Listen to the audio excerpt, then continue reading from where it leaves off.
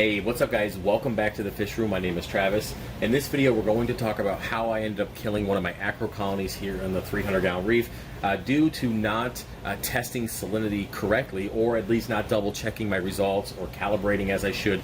And we can chalk this up to either being lazy or too busy, but I think all of us are guilty of that depending on kind of how our lives are going and what we got going on. So I did end up losing a pretty expensive colony in the 300. I'm bummed about it, but it is what it is, and I'm just going to take it as a lesson learned and move forward. So in this video, I want to show you, or at least talk about the lesson that I did learn and show you how I'm fixing it, or at least making it less likely to happen in the future. So as you can see here, I have three different methods of testing salinity. I have the Milwaukee, which is probably the pricier of the three.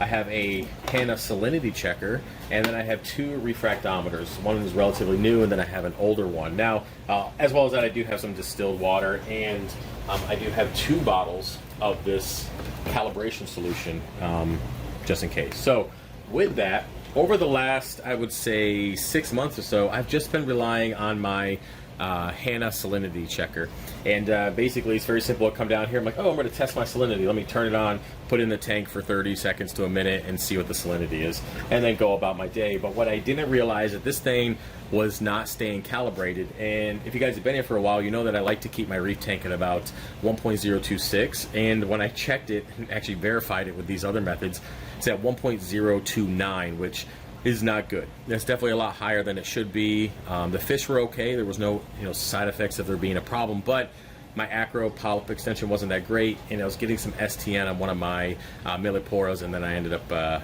losing it pretty much. So I actually had to just chop it up and get it out of the tank before it potentially spread to other corals. So yeah, really bummed about that, but unfortunately that's just kind of how it is, and a lesson learned within the hobby, right? So what I am doing now in the future, and what I've continued to do, and what I usually do, is I will test with one method, and I'll come in here and test with another one. Either do both of the refractometers, maybe check out the Milwaukee, but either way, I usually test with multiple methods and then just kind of verify that they're correct. So, and that's why we have the 1.026 solution to verify that things are kind of where they should be.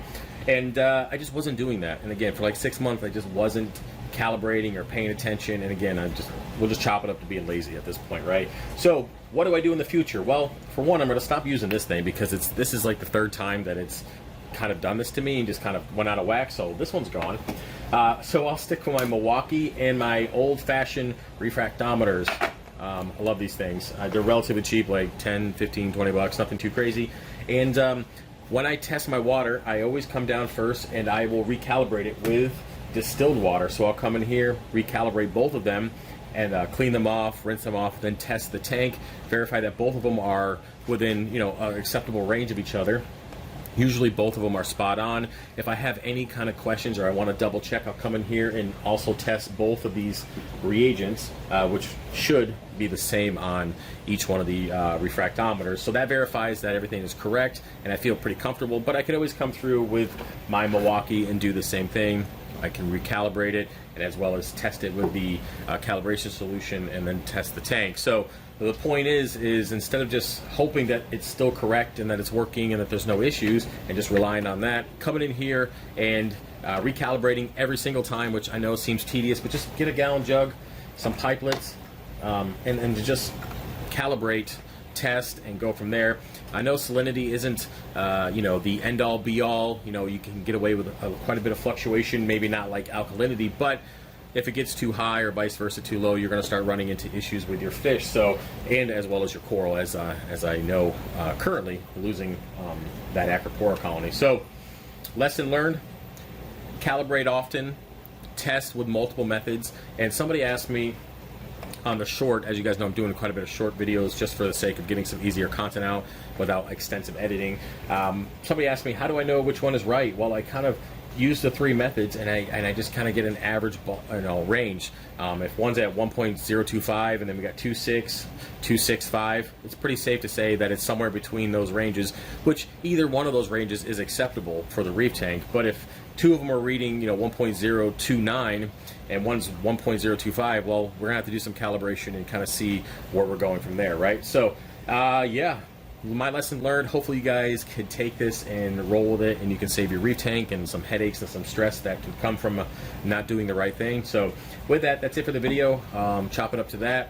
If you want to support the channel, head over to my website, fishofhex.com. There's a ton of coral from the reef tank that's up there. A bunch of 3D printing, buy 3, get 1 free supplements, one-on-ones, the whole 9 yards. I am starting to upload a lot of these Zoom calls. So they're a little bit longer. You guys asked me to do some longer form content, so I've been uploading those. They're like 45 minutes to an hour and a half. Definitely longer than my usual 8 to 10 minute videos, but you guys seem to like them, so I'll keep doing it. So yeah, that's about it for the video, and I will see you guys later. All right, peace.